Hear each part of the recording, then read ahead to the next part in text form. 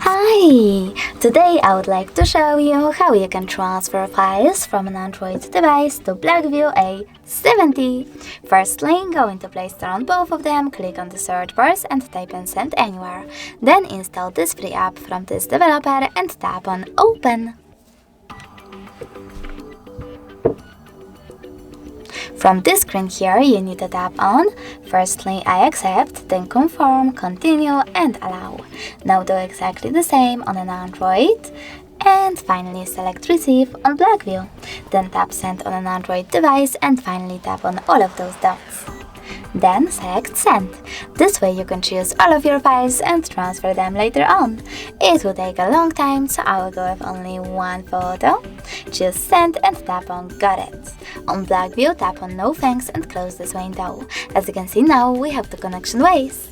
We can input this key over here and select Receive. But we can also scan this QR code by tapping on this scanning icon, choosing while using the app or only this time and pointing our camera at the code. Now as you can see, after a while, my photo was successfully transferred.